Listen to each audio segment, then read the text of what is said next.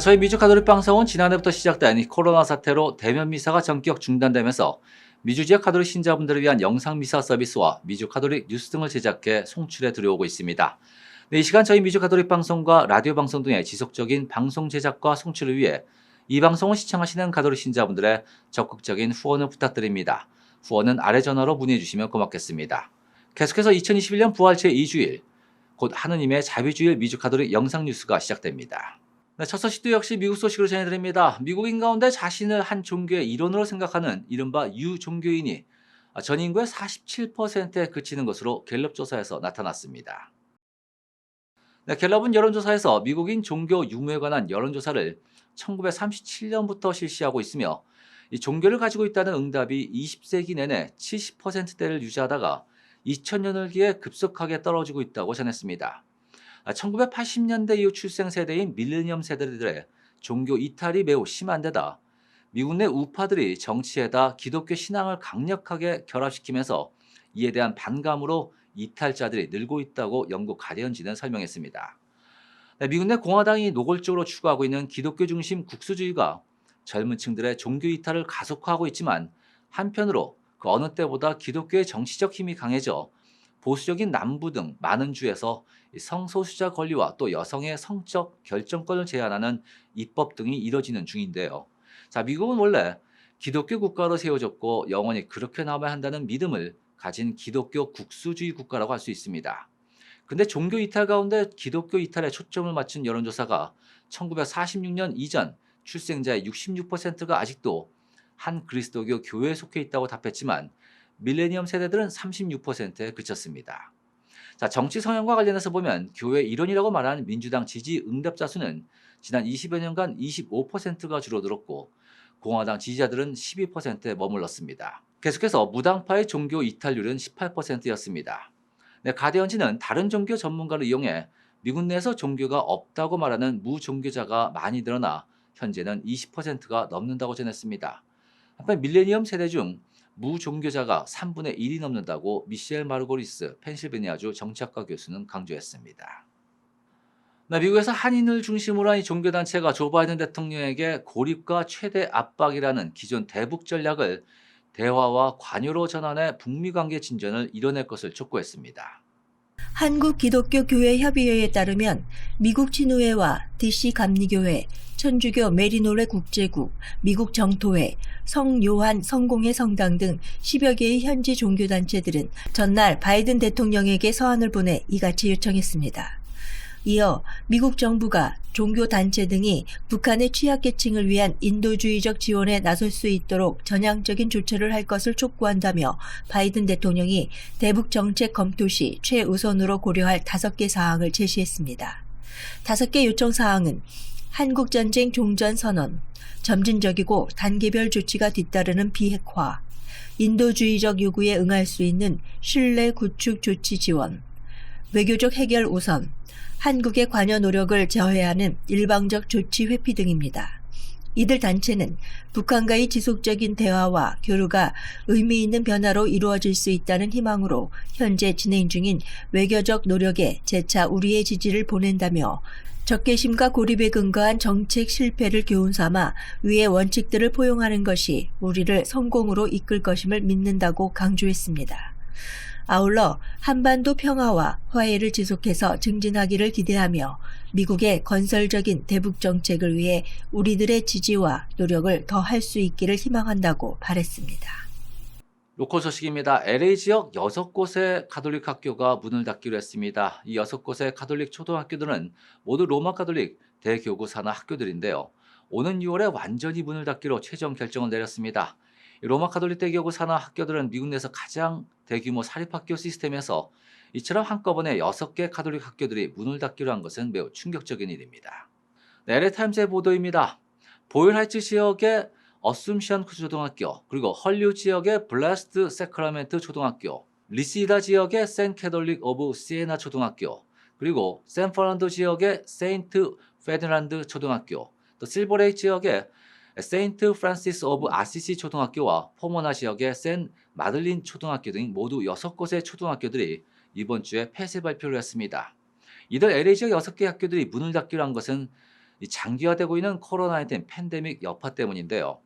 지난 1년 동안 이상 계속되고 있는 이 코로나19 팬데믹으로 신입생들을 받지 못하면서 재정이 크게 악화됐고 각종 교육 지원금마저 끊기면서 더 이상 버티지 못한 것입니다.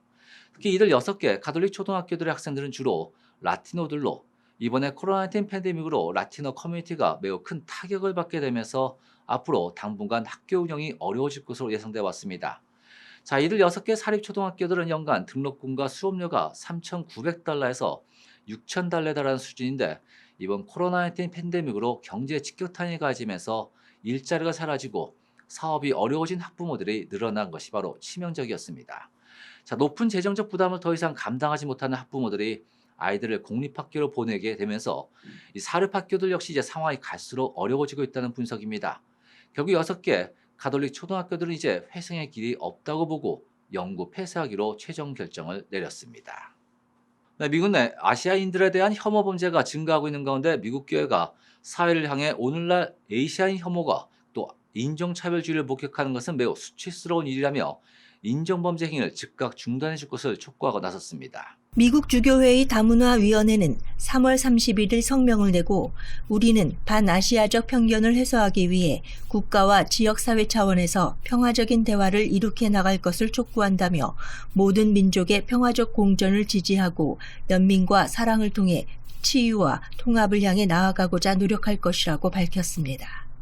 샌프란시스코 대교구 살바토레 코딜레오네 대주교는 3월 30일 성명을 통해 전국적으로 아시아인들에 대한 폭력의 증가는 끔찍하고 심상치 않은 형국이라며 부활 시기 동안 이를 지향으로 평화 기도회를 열 것이라고 밝혔습니다.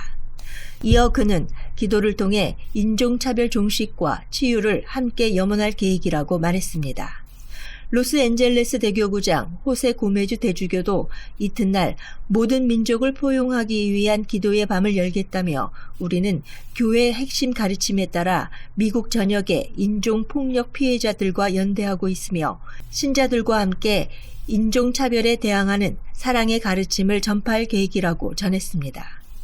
캘리포니아주 산호세 교구 오스카 칸투 주교도 오늘날 우리 미국 사회에서 인종을 차별하는 모습을 보는 것은 매우 수치스럽고 부끄러운 일이라며 신자들로부터 그들을 환대하고 형제 자매로 사랑하자고 당부했습니다. 이처럼 전국 교구의 주교들은 잇따라 성명을 내며 혐오 범죄 중단을 촉구하고 기도와 연대를 이어가기로 했습니다.